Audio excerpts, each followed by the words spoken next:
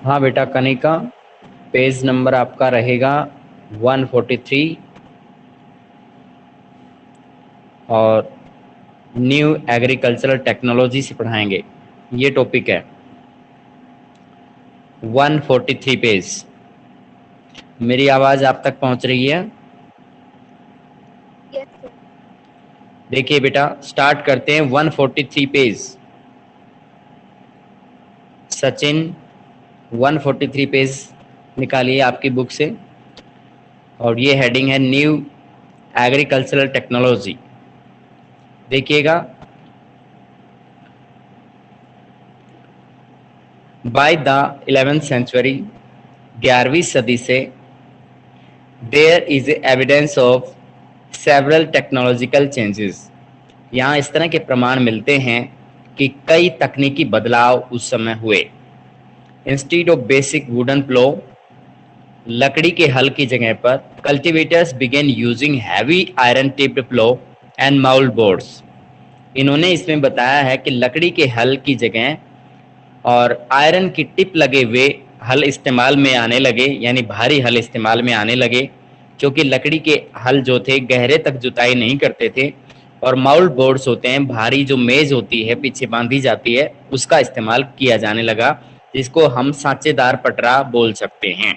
सांचेदार पटरा भी इसे कहते हैं।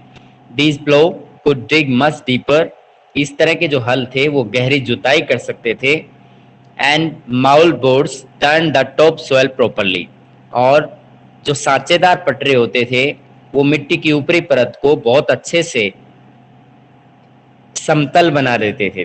With this nutrients from soil were better utilise, और इस तरीके से जो मिट्टी के जो पोषक तत्व होते थे वो बेहतर यूज हो सकते थे, यानी अच्छे तरीके से उनका इस्तेमाल किया जा सकता था। The methods of harnessing animals to plough improved, और पशुओं को जो जुआ बांधा जाता था हल चलाने के लिए, उसके तौर तरीकों में भी सुधार लाया गया। इंस्टीड ऑफ नेक हार्नेस, जुए को पहले गले पर बांधने की जगह पर अब the shoulder harness came into use, कंधे पर अब जुआ बांधा जाने लगा। आपने बैलों को खेती करते हुए कभी देखा हो, बैल जब हल चलाया जाता है तो उनके कंधे पर जुआ रखा जाता है, कि लकड़ी का दोनों बैलों को ज्वाइंट करते हैं, बीच में उसके हल रखते हैं, इस तरह का सिस्टम होता है। तो उसमें ये जो शोल्डर हार्नेस है ये बाद में स्टार्ट किया गया, नेक हार्नेस पहले होता था। तो नेक हार्नेस में बैल पूरा ताकत नहीं लगा पाते थे, क्योंकि उनकी गर्दन पे दबाव बढ़ता रहता था, वो खिंचाई नहीं करते थे। लेकिन जब कंधे पर इस तरह की जो जुए को रखा जाने लगा तो वो अपनी ताकत दिखा सकते थे। This enabled animal to exert greater power, इस तरीके से इन पशुओं को ज्यादा ताकत मिलने लगी, वो ज्यादा ताकत लगाने लगे, खुलकर काम करने लगे। Horses were now better shot with iron horse shoes, घोड़ों के पैरों के अंदर लोहे की नाल लगाई जाने लगी, ताकि उनके जो पैर हैं, जो खुर हैं, वो खराब ना हो। विच प्रिवेंटेड फुट डिके, इससे उनके जो खुर हैं वो सुरक्षित रह सके। There was increase use of wind and water energy, वहाँ उस समय यहाँ पर पर्याप्त मात्रा में जल और वायु ऊर्जा का इस्तेमाल खेती के अंदर होने लगा था।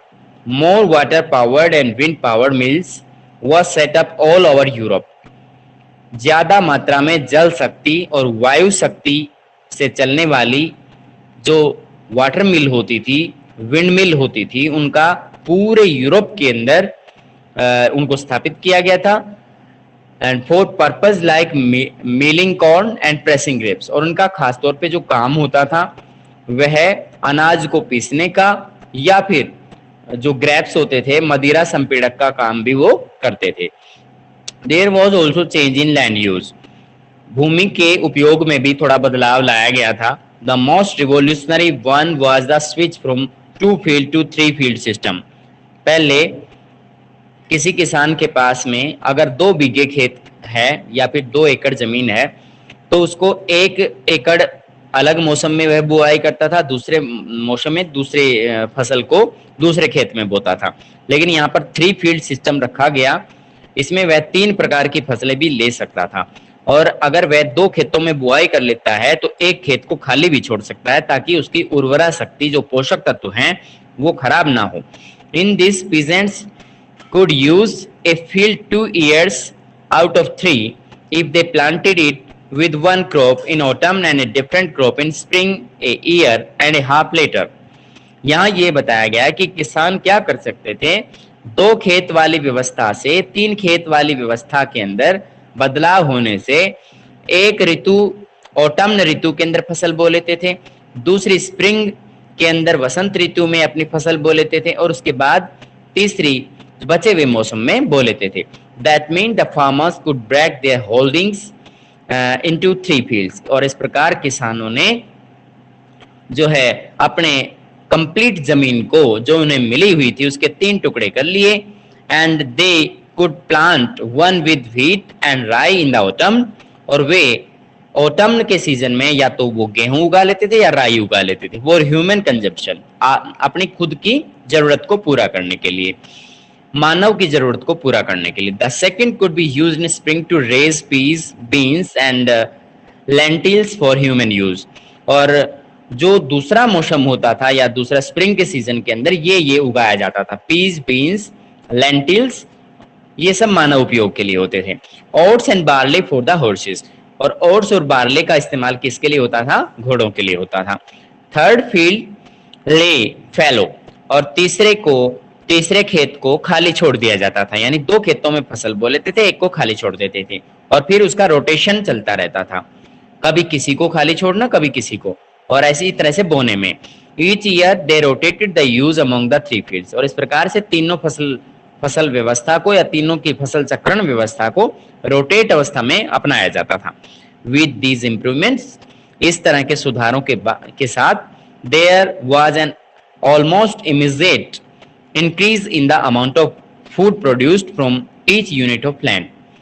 इसमें लगभग तुरंत प्रभाव से प्रत्येक भूमि के इकाई टुकड़े से या छोटे टुकड़े से उत्पादन का जो स्तर था वो बढ़ गया। पहले उत्पादन कम होता था और अब उत्पादन उसका बढ़ गया। फूड अवेलेबिलिटी 144 पेज निकालें। Food availability doubled. अब भोजन की जो उपलब्धता है वो डबल हो गई। पहले कम इस चीज की गारंटी रहती थी, अब वो ज्यादा मात्रा में लोगों को मिलने लगा। Greater use of plants like peas and beans meant more vegetable proteins in the diet of average European and a better source of fodder for their animals। ज्यादा मात्रा में पीज और बीन्स के उगाने के बाद जो सब्जियां होती थी उनके अंदर प्रोटीन उन्हें पर्याप्त मात्रा में एक औसत यूरोपियन को उसकी डाइट में मिलने लग गया, जो कि पहले नहीं मिलता था। और उनके पशुओं के लिए जो चारा होता है उसका भी अच्छा स्रोत होते थे। फॉर कल्टिवेटर्स, किसानों के लिए इट मीन बेटर अपॉर्चुनिटीज, ये बहुत ही महत्वपूर्ण अवसर थे। They could now produce more food from less land.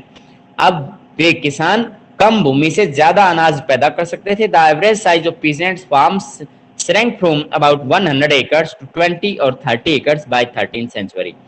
औसत एक किसान के पास में जो भूमि का आकार था वह 100 एकड़ से घटकर 20 से 30 एकड़ रह गया। Holdings which were smaller could be more efficiently cultivated। अब जो जमीन का आकार घटने से वो उसका बेहतर इस्तेमाल कर रहे थे, बहुत अच्छे से उसकी देखरेख कर रहे थे। Reduce the amount of labour needed, और उस पर मजदूरों की जो श्रमिक जो कार्य किया करते थे वो भी उनकी मात्रा भी घट गई। This gave the peasants time for other activities. और इस तरह से किसान को दूसरी तरह की गतिविधियों को काम करने का मौका भी उन्हें मिल गया। यानी अब किसान परमानेंटली, क्योंकि एक तो 100 एकड़ जमीन को वो संभाले और एक 20 से 30 एकड़ को संभाले, तो उसमें काफी फर्क होता है। Some of these technological changes cost a lot of money. कुछ तकनीकी बदलावों की वजह से पर्याप्त मात्रा में जो धन था वो खर्च हुआ। Peasants did not have enough money to set up water mills and wind mills. कोई भी तकनीकी बदलाव करने में पर्याप्त मात्रा में धन लगता था। उस समय भी किसानों के पास इतना पैसा नहीं था कि वो जल चक्की या फिर वायु चक्की का इस्तेमाल, विंड मिल वो बना सकें, पवन चक्की जिसे कहा जाता है। जल चक्की और पवन चक्की किसान नहीं लगा सकते थे, उनके पास इतना पैसा नहीं था। Therefore the initiative was taken by the lords, इसीलिए शुरुआत के अंदर यह कार्य किसने किया, लॉर्ड के द्वारा किया गया। But peasants were able to take the initiative in many things, लेकिन किसान दूसरे किसी अन्य कार्य में इस तरह की शुरुआत कर देते थे, such as extending arable land, जिस तरह से एक बंजर जमीन को, यानी जो बोने लायक जो जमीन है, बंजर जमीन से सुधारी गई बोने लायक जो जमीन है उसमें विस्तार कर देते थे। They also switch to 3 fields rotation of crops, वे क्या करते थे, 3 खेत वाली व्यवस्था को उसमें रोटेशन पुनर्चक्रण करना शुरू कर देते थे। सेट अप स्मॉल फॉर्जेस, और छोटे छोटे यानी चरागाह बना दिए गए थे जिसमें वो जो अपने जानवरों को चरा लेते थे। स्मिथीज इन द विलेज, और ये सब क्या थे, छोटी छोटी समितियां बनाई गई गांव के अंदर किसानों के द्वारा, ताकि एक व्यवस्था कायम कर सकें। Where iron tipped ploughs and horse shoes were made and repaired cheaply.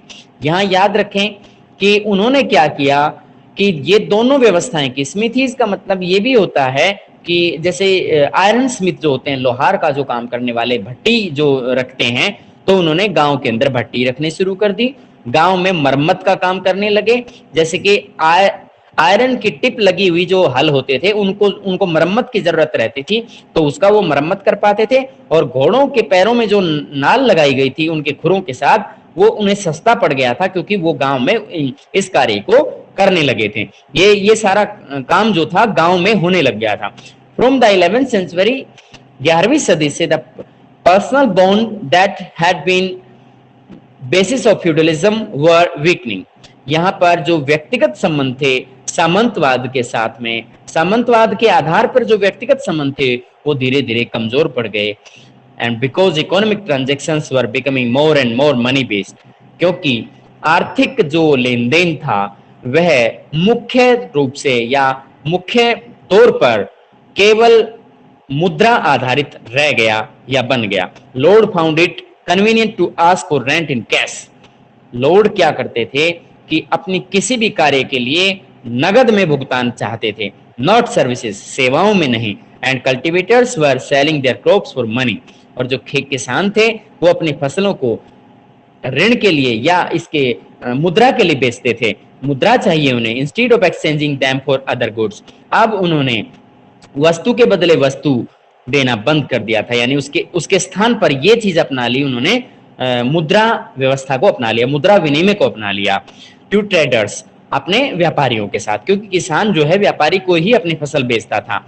Who would then take such goods to be sold in towns, जो इस तरह की वस्तुओं को कस्बों के अंदर बेचा करते थे। The increasing use of money began to influence prices, और धन का बहुत ही बढ़ता हुआ जो प्रयोग था उसकी वजह से वस्तुओं की कीमतों पर इसका प्रभाव आया। which became higher in the times of poor harvest, अगर कभी कमजोर फसल होती है या कम फसल होती है तो उस दौरान यह इसकी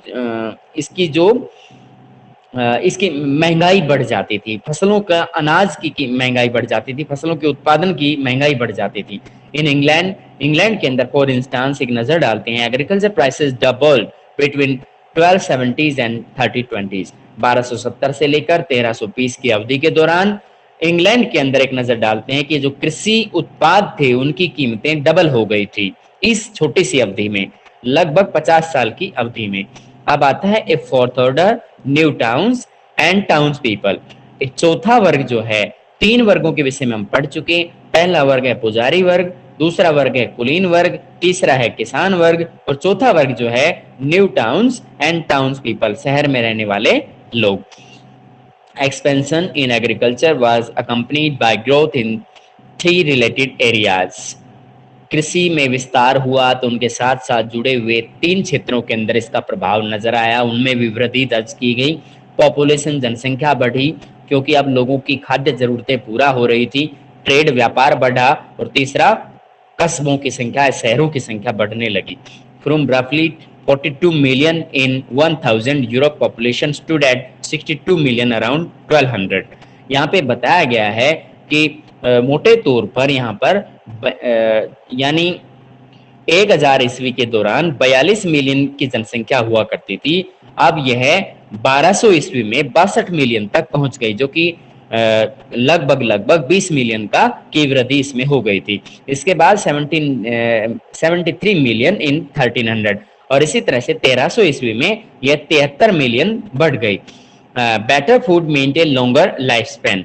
अच्छे भोजन का मतलब या अच्छे खाद्य उत्पाद का मतलब होता है कि एक लंबे जीवन काल, लंबा जीवन काल इसका मतलब होता है।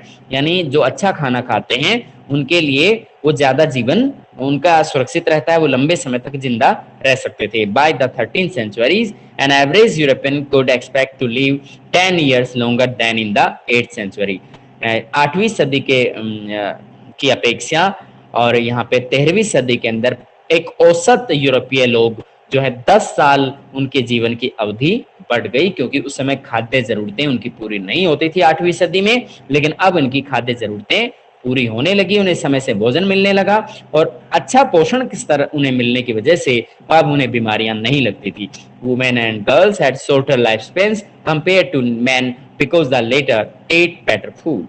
अब महिलाएं और जो लड़कियां हैं उनका जो जीवन काल था वह पहले छोटा था पुरुषों की अपेक्षा, क्योंकि उन्हें भोजन की गुणवत्ता पुरुषों की अपेक्षा उनके भोजन की गुणवत्ता कम रहती थी।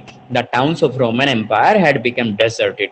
अब रोमन साम्राज्य के दौरान जो शहर और कस्बे थे वो वीरान हो गए, ruined आफ्टर इट्स फॉल, और इस तरह से रोमन साम्राज्य के पतन के बाद ये नष्ट हो गए। But from the 11th century, 11वीं सदी में, लेकिन 11वीं सदी में as agriculture increase became able to sustain high level of population. तो यहाँ पर जो कृषि के विकास देखने को मिला, कृषि के विकास के होने की वजह से यहाँ पर जनसंख्या अधिक मात्रा में जनसंख्या यहाँ पर रह सकती थी। Towns began to grow again, दोबारा से इस तरह के कस्बे जो है बसने लगे, उनमें मतलब वो सजीव यानी एक तरह से इसे हम कह सकते हैं कि दोबारा से उन कस्बों के अंदर चहल पहल देखने को मिली। Peasants who had surplus grain to sell needed a place where they could set up a selling center and where they could buy tools and clothes।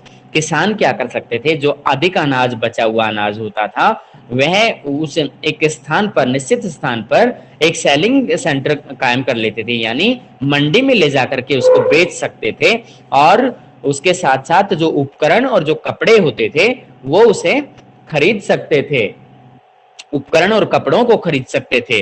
This led to growth of periodic fairs, और इस तरह से जो आवधिक निश्चित अवधि पर लगने वाले मेलों की संख्या बढ़ने लगी। स्मॉल मार्केटिंग सेंटर्स विच ग्रेजुअली डेवलप्ड, और छोटे छोटे जो मार्केटिंग सेंटर्स थे वो धीरे धीरे विकसित होते चले गए।